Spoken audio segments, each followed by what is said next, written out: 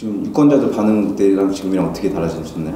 그 2020년 4월 총선은 그 당시 코로나가 있어서 상당히 이제 지역에서 주민들 만나는 밀착형 선거운동가 되게 선거운동 자체가 어려웠던 반면에 지금은 뭐 누구나 만나서 얘기할 수 있고 또 집회도 가능하기 때문에 분위기상으로는 확실히 바뀌었다고 볼 수가 있겠고요. 문재인 정부 하에서의 여당 후보로서 총선을 출마했을 때였고 지금은 윤석열 정권 하에서 야당 후보로서 이제 출마하는 건데 지난 4년 전에는 문재인 정권이 이제 코로나 위기를 극복하는 과정에서 지지를 보여줬죠. 어떻게 보면 이제 정권 안정론에 이제 유권자들이 힘을 실어줬다고 보면은 윤석열 정권이 이제 한 3년 차에 이번 선거를 치르게 되는 건데 전형적인 중간 평가의 성향이 강하고요. 또 유권자들 같은 경우는 다들 힘들어하시더라고요.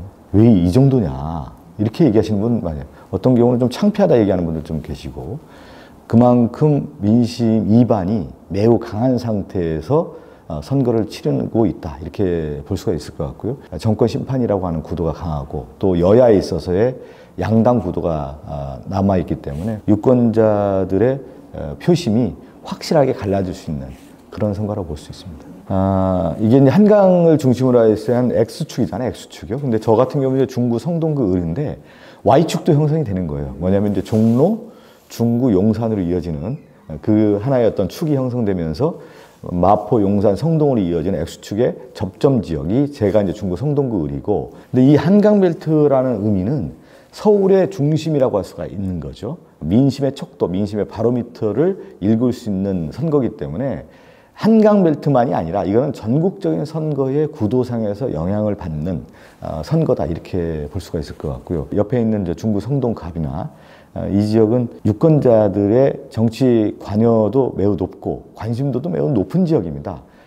그렇기 때문에 저는 이제 민심의 큰 흐름에 가장 먼저 대응하고 호응하는 곳이 이곳이기 때문에 저는 정권 심판에 대한 그 흐름이 매우 강하다고 좀 보고 있습니다. 지금 계신 지역구는 어떻게 예상하세요? 선거 결과? 어떤 선거 결과를 예상한다기보다는 우리 중구 성동구 제 지역구 같은 경우는 역대 선거에서 보통 한 2% 싸움이었습니다. 근데 2020년 제가 4월에 나왔을 때 한 4.7% 정도 앞섰거든요. 그만큼 중구 성동구는 보수와 진보가 양 진영이 팽팽하게 맞서는 격전지다 이렇게 볼 수가 있는 건데 제 지역구인 금호동과 옥수동 같은 경우는 주거의 밀집 지역이기 때문에 거기도 이제 정권 심판론도 강하면서 생활 밀착형 공약에 대한 관심도도 매우 높은 지역이다 이렇게 보기 때문에 앞으로 저는 추이가 어떻게 날지 저는 뭐 예상하기는 힘들지만 후보님의 그 민생경제 대책 혹시 있으신지?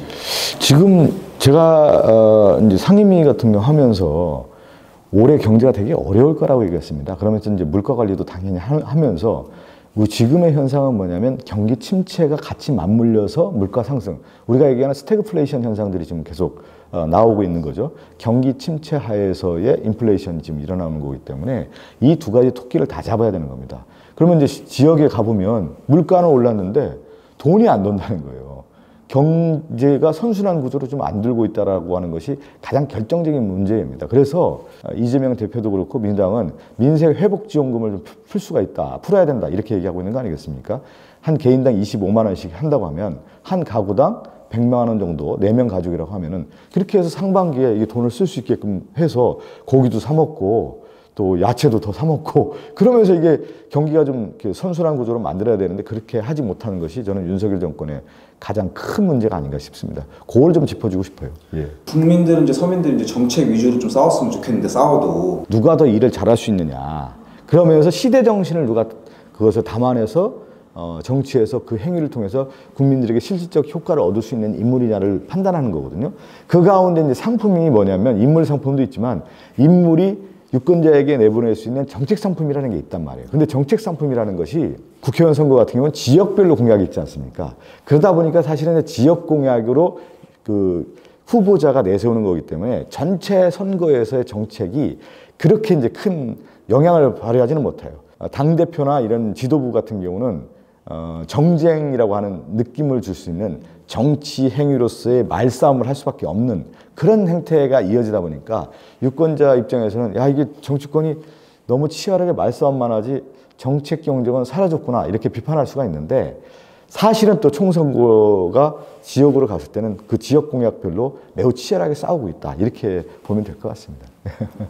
지금 대표 정책이라고 내세울 게 있나요? 지금 민주당에서?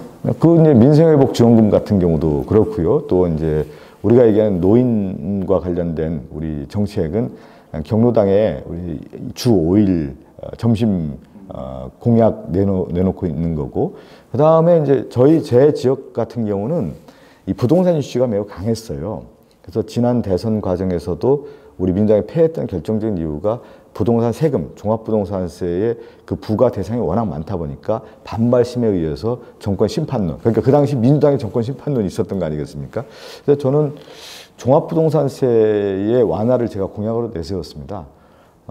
종합부동산세는 원래의 취지가 초고가 주택 한 1%를 대상으로 해서 그 세금을 가지고 재분배 효과하고 그래서 선순환 구조로 만들려고 했던 것이 종합부동산세인데 서울의 부동산 가격이 워낙 오르다 보니까 그 대상이 너무 넓어졌단 말이에요. 그래서 이걸 다시 조정할 필요가 있다. 거기 지금 후보님 내세우는 공약은 있으세요? 아까 그 부동산 관련된 얘기를 제일 공약으로 좀 내세웠고요. 우리가 이제 이 지역이 이제 재개발, 재건축 이슈가 되게 커요. 우리 지역이 사대문 아니었고 원래의 이제 지역 토착민들이 많이 살던 지역이었기 때문에 그 재개발, 재건축이 상대적으로 좀 뒤늦은 감이 있는데 그 중에 원인 중에 하나가 뭐냐면 중구 같은 경우는 남산을 둘러싼 고도 제한이 있습니다. 규정이 매우 강하거든요. 그래서 그 고도 제한 규정을 완화하기 위해서 제가 그동안에 이제 해왔었고요. 재건축을 했을 경우에 그 원주민들이 오래 살아왔는데 초과 이익 환수율이 한 50% 정도 됩니다.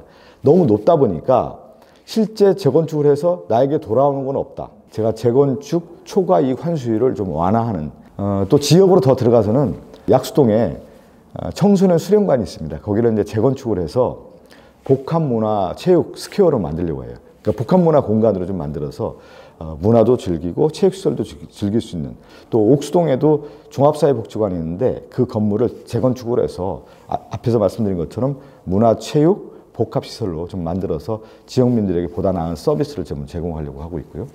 또 하나 이제 획기적인 안이 뭐냐면 중구청이 지금에 있는 곳이 이제 도심 지역에 있어요. 근데 특히 이제 신당역 주변이 주거 밀집 지역인데 이 중구청을 신당역 그 충무아톨 쪽으로 이전을 하려고 합니다. 제가 그 공약을 내세웠는데. 근데 이제 본인이 왜 재선이 되셔야 하는지 그 약간 좀 이유를 좀 피력 좀. 지금 말씀드린 것처럼 이제 우리가 이제 그 계승 발전이라는 게 있잖아요. 이어서 추진해야 될 사업이 있는데 이제 저는 이제 중구가 하나의 큰 흐름에 있어서 중구청이 이전해서 중구청이 이제 행정복합타운으로서의 신당역을 새롭게 행정중심지로 만들어주고 또 주거 밀집 지역이기 때문에 거기가 또 앞에 재개발 이슈도 있습니다. 그래서 그런 재개발 이슈도 같이 만들어가는 큰 방향전을 좀 하고 싶다는 말씀을 드리기 때문에 다시 이제 재선이 된다고 하면 이런 것들을 추진할 수가 있다는 거고요. 중심적으로 와닿는 이 부동산 세금 문제 같은 경우도 누가 해줄 수 있겠습니까? 여기에 있는 현역위원들이 해줄 수 있는 거고요. 그러면서 이제 복합문화시설 같은 경우도 현역위원이 같이 추진력 있게 이제 만들어줘야 되기 때문에 제가 재선의 당위성이 분명히 있는 거고요. 이제 교육 문제도 매우 커요. 그래서 교육 맞춤형 교육으로서 그 공립고등학교가 있는데 이걸 자율형 공립고로 전환해서 지역민들에게 있어서 보다 나은 어떤 교육 그 질을 높일 수 있는 안을 좀 제공하려고 하고 있고요. 또 금호동 같은 경우는 중학교가 좀 부족해요. 그래서 그 과밀학급이 있는데 금호동 일대의 중학교 신설이라든가 재배치를 좀 추진하려고 하는, 중구가 이제 사대문 안에 있었고 매우 발달된 지역인데 이 마을버스에 대한 수요도 매우 큽니다. 그래서 중구형 마을버스를 도입을 하려고 하고 있고요. 우리 지역의 이제 대표적인 그 사회복지 서비스 중에 하나가 뭐였냐면 중구형 돌봄 정책이 있었습니다. 중구형 돌봄 정책. 그러니까 중구청 주도하에서 어린이집을 직영한다든가 초등학교 돌봄 정책을 해왔는데 이것이 복지 정책에 있어서의 선진 모델로서 민주당이 자랑할 수 있었던 정책이었는데 구청장이 바뀌면서 이 정책 자체가 사실 이제 좌초위기에 있습니다. 그래서 제가 재선이 된다고 하면 이 중구형 돌봄 정책 이걸 지속적으로 추진해서 대한민국의 대표적인 돌봄 정책으로 만들고 싶고요. 앞서 말씀드린 것처럼 중구청을 신당역 일대에 이전 재추진해서 주민들의 삶에 보다 나은 토대를 좀 만들고 싶습니다. 네.